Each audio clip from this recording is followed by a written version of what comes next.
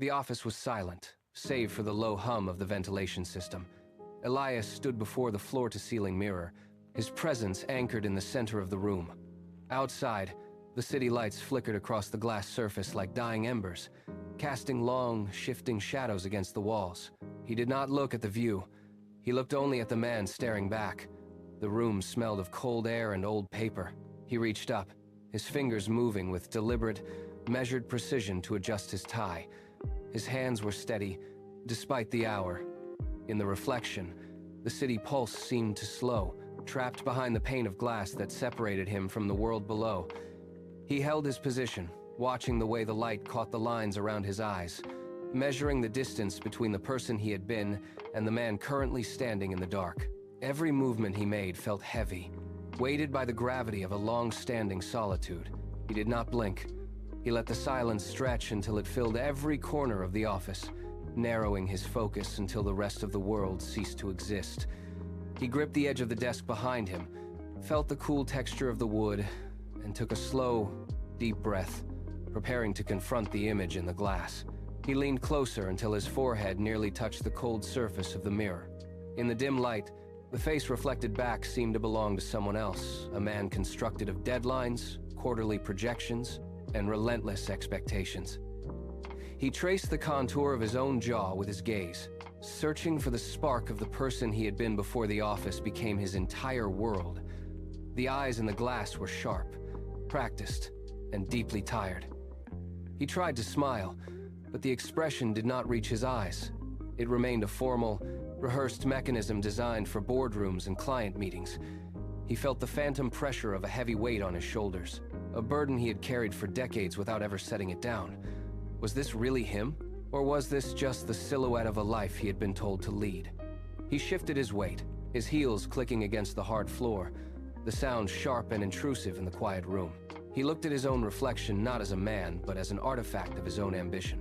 He realized then that he had spent years perfecting a version of himself that felt increasingly hollow. He held his own gaze, challenging the image to reveal something authentic, something beneath the surface that he could finally recognize as his own. The reflection in the glass blurred, dissolving into the sharp, golden light of a different decade. He saw himself standing in a high-rise corner office years ago, gripped by the singular pursuit of climbing a ladder that never ended. He remembered the specific weight of the crystal trophy in his hand, a heavy, cold object meant to signify the peak of his industry. He had placed it on the shelf, aligning it with the edge of the wood until it was perfectly square. He stepped back to admire it, waiting for the surge of satisfaction that never came. The surface was smooth, unblemished, and utterly sterile. He ran a finger along its base, feeling nothing but the hard, calculated resistance of the material. It did not reflect his effort. It only mirrored the fluorescent lights of the room. He walked back to the shelf, picked the award up again, and turned it over in his palms. It was dense, substantial, and yet, in his grip, it felt like holding nothing at all. He realized then that the trophy was a hollow shell, a manufactured marker of time that had cost him the very hours he could never buy back. He set it down, the sound of the base hitting the shelf sharp and final, and looked away from the shelf to the vast, empty space beyond. Memory shifted to a sprawling house that felt more like a tomb than a home. He walked across the polished marble floors, his own footsteps echoing back at him, rhythmic and lonely. Every room was filled with expensive, heavy furniture that stood in perfect, sterile arrangements. He touched the back of a velvet chair, feeling only the cool, synthetic fabric under his fingertips. There were no books left open, no half-finished projects on the tables, no signs of life beyond his own pacing. He went to the kitchen and poured a glass of water, the sound of the tap splashing against the basin, the only noise in the entire structure. He carried the glass into the living room and sat on the edge of a sofa that felt too wide, too long, and entirely disconnected from his body. The high ceiling seemed to pull the heat out of the air, leaving him shivering despite the lack of a draft. He looked at the floor, watching a thin beam of moonlight crawl across the rug. His chest felt heavy, as if a physical weight were pressing against his ribs, making every breath a conscious, difficult task. He was surrounded by everything he had fought to own, yet the silence in the room was so thick it felt suffocating. He stood up abruptly, the glass falling from his hand and shattering against the marble. The noise was violent, a sharp crack that broke the stifling stillness. He looked at the shards, then back at the massive walls of the room, and the clarity hit him with the force of a physical blow. For years, he had been climbing. He had treated the ladder as the goal itself, never checking the surface it rested against.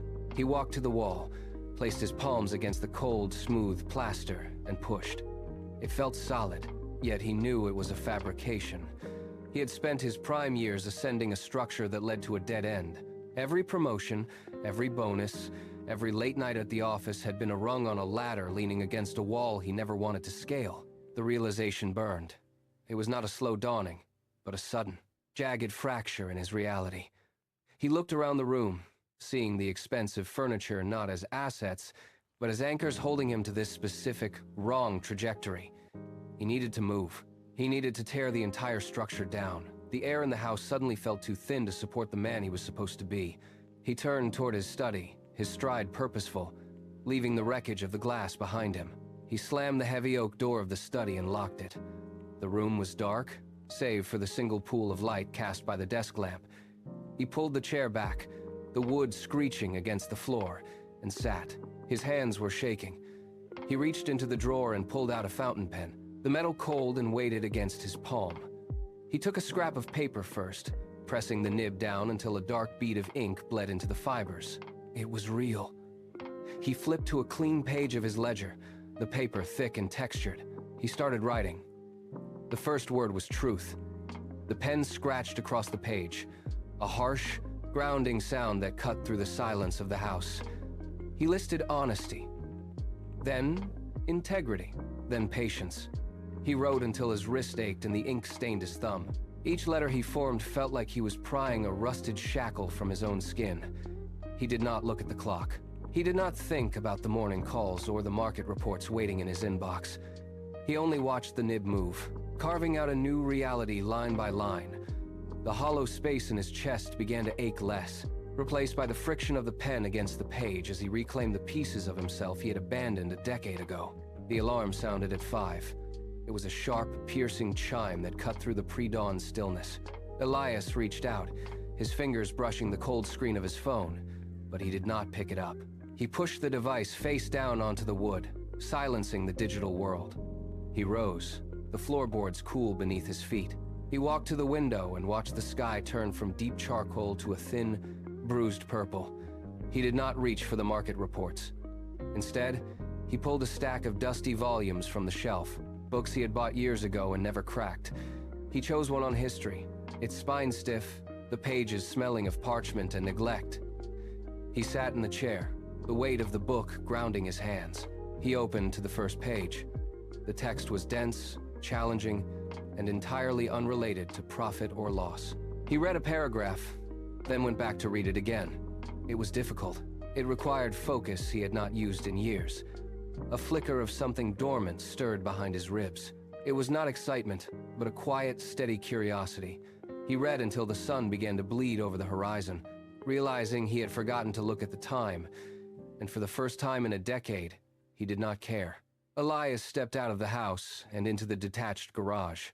The air was heavy, smelling of gasoline, old oil, and stagnant air.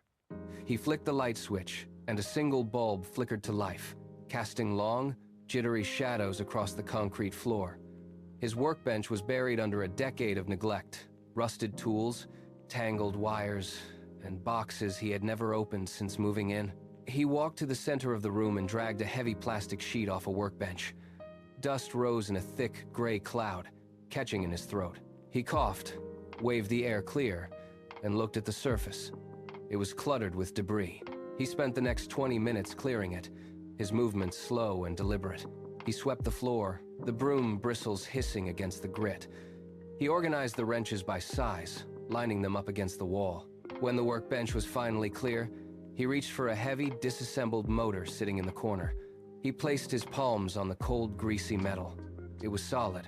It was real. He picked up a wrench and tightened a bolt, the resistance of the metal against his wrist providing an immediate, undeniable sense of purpose. He was no longer working for numbers on a screen. He was working with the world itself. The work demanded more than just focus. It demanded skin. Hours turned into days, and the garage became a landscape of mechanical resistance. Oil seeped into his pores, staining his fingers in permanent, dark rings that soap could not reach. His palms, once soft from years of boardrooms and leather chairs, began to toughen. He felt the skin thicken, forming ridges and hardened patches where the metal bit back. During a break, he wiped his hands with a coarse rag, the friction pulling at the newly formed calluses. He stopped, holding his hand up to the low-hanging bulb. He traced the rough, stained surface with his thumb. There was no trace of the man who had worried about his manicure or the clean lines of a suit. These hands were mapped by effort. They were marked by the stubborn weight of the engine parts he had dismantled and rebuilt. He did not scrub the grease away with the frantic intensity of the past. Instead, he rubbed the dark grime against his skin, feeling the texture of his own labor. He looked at the cracked, calloused flesh and felt a sudden, sharp clarity. This was not damage. This was proof. For the first time, he did not want to wash the evidence away. The metal snapped with a sharp, resonant crack that echoed against the garage walls. Elias froze, his hand still gripping the wrench. The drive shaft had failed again. In his old life, a failure like this would have meant a frantic call to a subordinate or a desperate attempt to hide the crack from a client. Now, he simply exhaled. He did not curse the machine. He did not slam the tool against the bench. Instead, he pulled the assembly apart, piece by piece, spreading the components across the concrete. He held the broken shaft under the light, rotating it to examine the stress fracture. He saw the pattern in the grain. He saw exactly where the metal had been pushed beyond its capacity. He pulled a ledger from the shelf and opened it to a clean page. He wrote down the failure, the load, and the speed at which it had shattered. He did not ask why this was happening to him. He asked what the metal was telling him about the design. He spent the next hour sketching a new brace, his mind calm and systematic. The frustration he once felt towards setbacks had been replaced by a hunger for the information they provided. He was not just building a machine, he was building a library of lessons, one broken part at a time. The news hit the trading floor like a shockwave. Screens turned crimson, and the air filled with the sharp, erratic sound of dozens of phones ringing in unison. Elias stood at his desk, his back to the window, watching the reflection of the panic in the glass. His colleagues were pacing, their movements jagged and rushed. One man gripped his phone so tightly his knuckles turned white, his voice rising into a sharp, desperate pitch as he barked orders into the receiver. Another slumped into a chair, rubbing his temples with frantic, repetitive motions. The room felt tight, heavy with the scent of stagnant air and rising adrenaline. Elias did not join the scramble. He did not check the plummeting numbers on the main display. He simply reached for his ledger and pulled it toward him. He could hear the rapid thumping of heels against the carpet and the frantic murmur of voices debating the end of their era. He felt the floor vibrate with their collective anxiety. Yet, he remained still.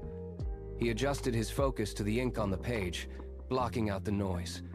While the world around him began to tremble under the weight of the crashing market, his own hands remained steady. He possessed a quiet, internal gravity that the chaos outside could not touch. The office was no longer a place of work. It was a theater of desperation. Phones screamed without pause, a relentless, electronic chorus that seemed to vibrate through the very walls. Colleagues scurried between desks, their faces pale under the harsh fluorescent lights, clutching printouts like life rafts in a rising tide. Elias moved through the clutter with slow, deliberate steps. He stopped at the floor-to-ceiling window. Below, the city streets were choked with traffic, a gridlock of blaring horns and frantic pedestrians. The lights flickered in the distance, appearing unstable, as if the grid itself were struggling to hold the load.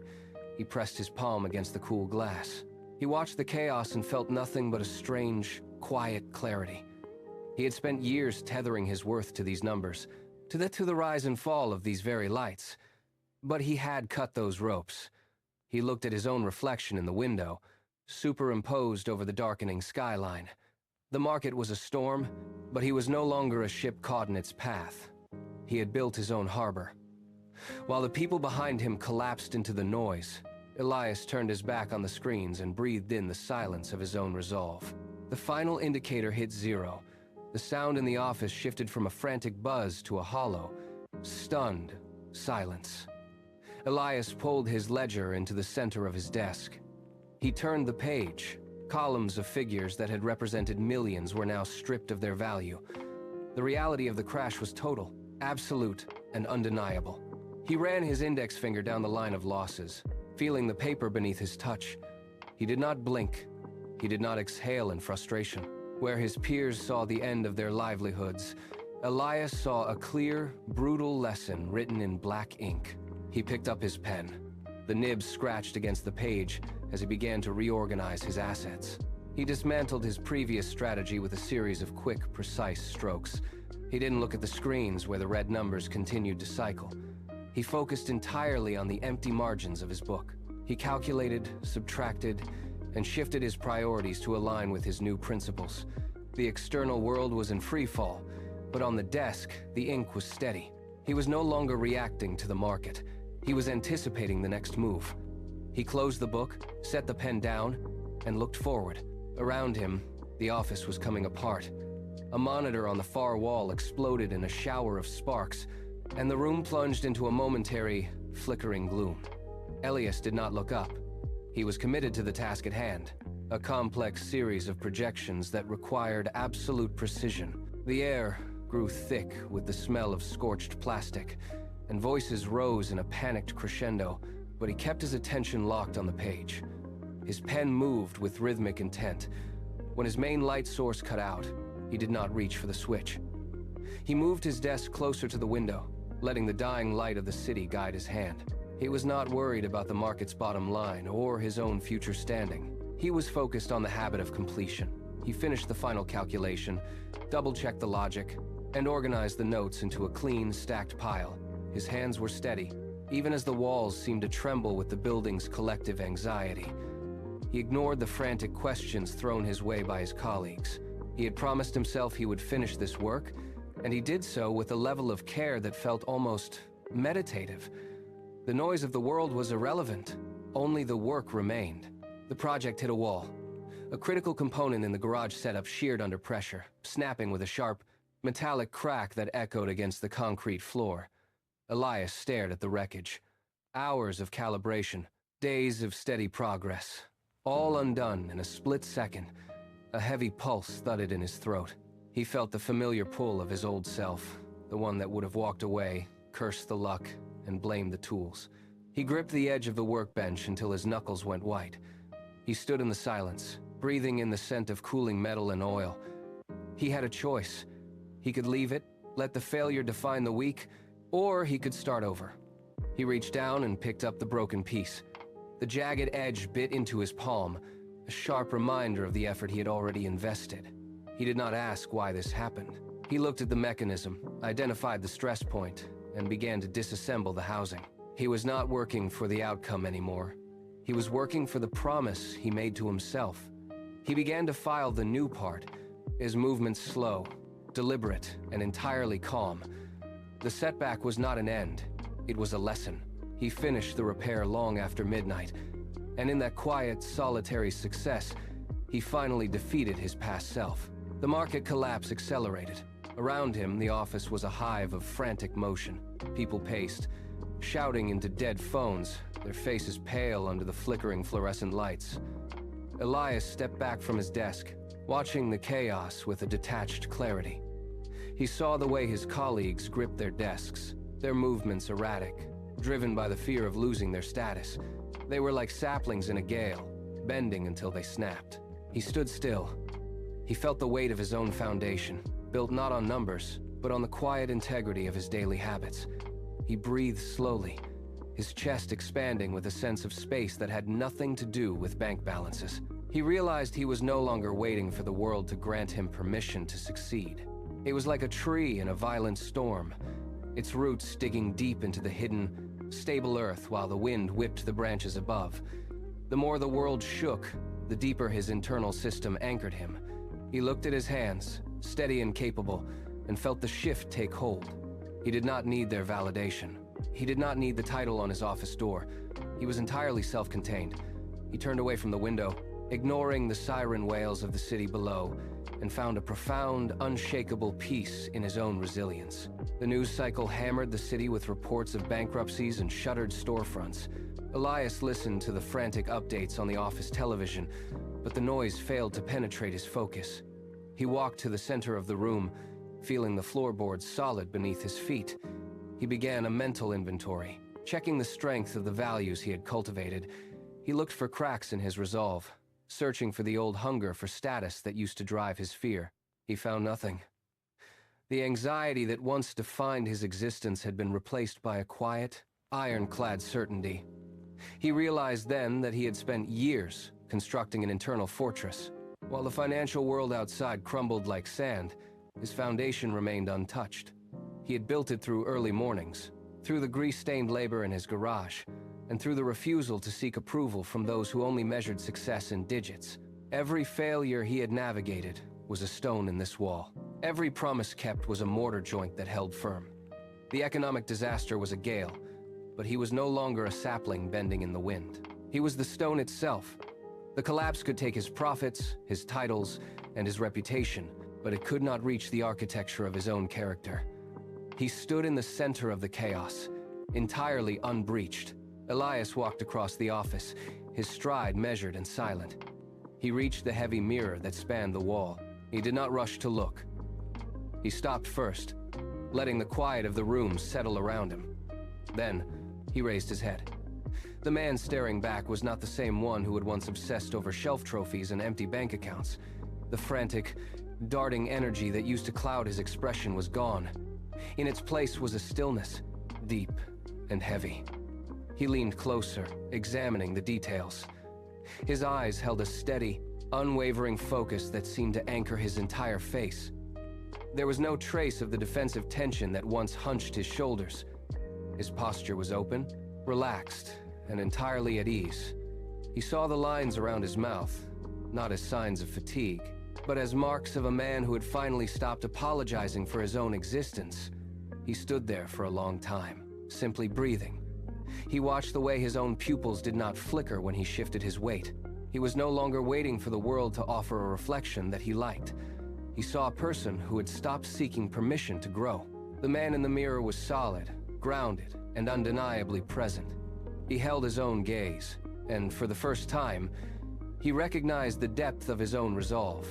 He was finally standing in his own life. Elias remained motionless, his eyes locked with his reflection. He traced the contour of his own face, not out of vanity, but to confirm the reality of the shift. The old standard of success, the bank balance, the title, the monthly deposit suddenly felt like a language he no longer spoke. He realized he had spent years waiting for a paycheck to tell him he was enough. He waited for a number to quantify his worth, to prove he had arrived. Now, the silence in the room was louder than any bonus or commendation. He stripped away the need for that external validation, piece by piece. It was a weight he had carried for decades, and as he watched his own steady gaze, he let it fall. He was not a set of statistics. He was not a performance review. He was the sum of every early morning he had claimed for himself, every failure he had turned into a lesson, and every promise he had kept behind closed doors. The realization was sharp and final. He did not need the world to provide a measurement of his value. He knew the depth of his own foundation. He knew the strength of the character he had built. He was the architect, the builder, and the finished work. He looked at the man in the glass one final time, acknowledging that he had arrived at the only destination that mattered. Elias pulled his gaze away from the glass.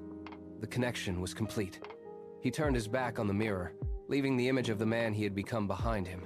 He walked to the desk, his footsteps firm and deliberate against the floorboards. He reached out and clicked the light switch. The sudden absence of illumination erased the office, turning the space into a void of shadows. He did not hesitate. He moved toward the door, his hand finding the latch. He pushed it open, the heavy frame swinging outward with a slow, steady creak. Beyond the threshold, the city air rushed in, cool and sharp against his skin. He stepped out into the night, the ambient noise of the streets rising to meet him. He felt no urge to look back at the desk, the files, or the life that had once defined his every movement. Those things were static, remnants of a version of himself that no longer existed. He kept his eyes fixed on the path ahead, walking into the darkness with a steady, unhurried pace. Every stride took him further from the person he had been and deeper into the person he was currently becoming. The night felt vast, open, and entirely his own. He moved forward, fully present, completely unburdened, and entirely resolved.